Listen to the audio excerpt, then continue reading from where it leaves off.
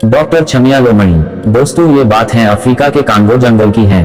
Congo जंगल में सैकड़ों छोटे छोटे गांव थे। उसी जंगल में एक छोटा सा टाउन था जिसका नाम था जुम्बा।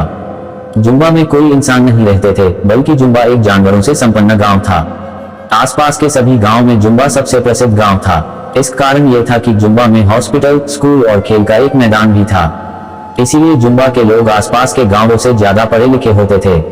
दूर दराज से सभी जंगली बच्चे पढ़ने के लिए यहीं पर आते थे। अगर किसी को कोई बीमारी हो जाती तो इलाज के लिए सीधे छमिया ताई के पास आते। इसीलिए जुम्बा गांव का दूर दूर तक बोलबाला था।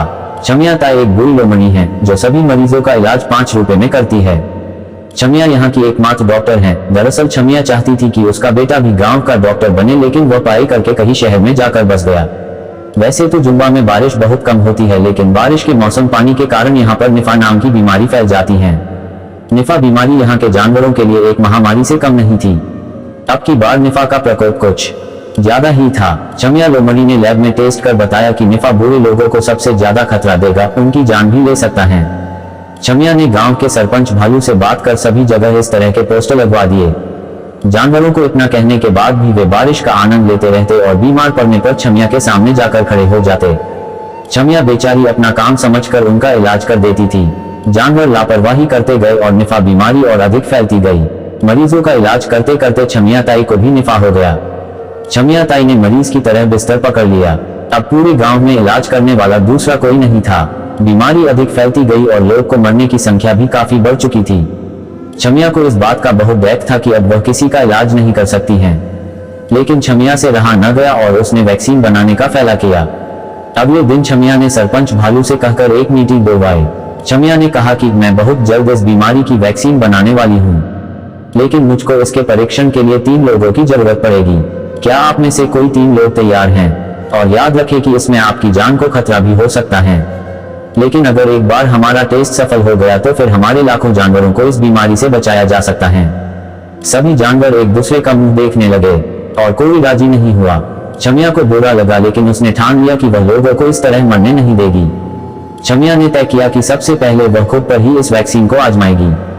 छमिया गुप्त तरीके से 5 दिनों तक जंगल में घूमती रही और जड़ी बूटियों को इकट्ठी करती रही। जड़ी बूटियों को लेकर वह हॉस्पिटल में आई और उसने एक दमदार वैक्सीन का निर्माण किया। दरअसल दमदार को लेने के बाद कोई भी जानवर 4 घंटों के लिए गहरी नींद में सो जाता है। अगर 4 घंटों के बाद नहीं उठा तो ये टेस्ट फेल हो जाएगा। छमिया ने अपने बेटे और गांव को एक पत्र लिखा और कहा कि अगर दवाई लेने के बाद मैं नहीं उठी तो सभी गांव वाले मुझे माफ कर देना, मैं आपको इस बीमारी से नहीं बचा पाए। मेरे बेटे से कहना कि सच्ची भलाई में किसी प्रकार का लालच नहीं देखा जाता है। अगर तुम गांव में रहकर लोगों की सेवा करोगे तो तुम्हें इन गरीब लोगों की सेवा का पुण्य मिलेगा। छमिया लोमड़ी ने ये लिखकर खुद को दमदार का डोज लगा दिया और एक कपा ओढ़कर सो गई। 4 घंटों के बाद छमिया नहीं उठी। किसी ने आवाज लगाई और गांव वाले हॉस्पिटल के बाहर इकट्ठे हो गए। सरपंच ने सभी को पत्र सुनाया। सभी गांव वाले रोने लगे और छमिया को याद करने लगे। सरपंच ने तुरंत छमिया के बेटे को बुलाया। आधे घंटे में उसका बेटा वहां आ गया। लेटर पढ़कर वह भी रोने लगा। उसने वादा किया कि अब वह कभी गांव को छोड़कर नहीं जाएगा। गांव के सभी जानवर डॉक्टर छमिया की अंतिम यात्रा की तैयारी करने लगे। दूर दूर सभी जानवर फूलमाला लेकर वहां आए। जैसे ही छमिया का अंतिम संस्कार करने के लिए लोग उसको उठाने वाले थे कि वह खुद ही उठ गई। सभी लोग हैरान रह गए और दूर भागने लगे। छमिया ने कहा, भागो मत, दरअसल दमदार वैक्सीन बूढ़ों को 6 घंटे के लिए सुलाती है। मैं ये लिखना भूल गई थी। अब मैं ठीक हूँ और ये वैक्सीन भी कारगर है। अब गाँव में कोई नहीं मरेगा। इसके बाद छमिया सभी गांव वालों को दमदार का डोज लगा देती हैं और लाखों लोगों को इस बीमारी से बचा लेती हैं। मेडिकल क्षेत्र में इतना बड़ा योगदान करने के लिए कांगो के शेर ने उसको कांगो रत्न से सम्मानित किया, जो कि वहां का सबसे बड़ा पुरस्कार है।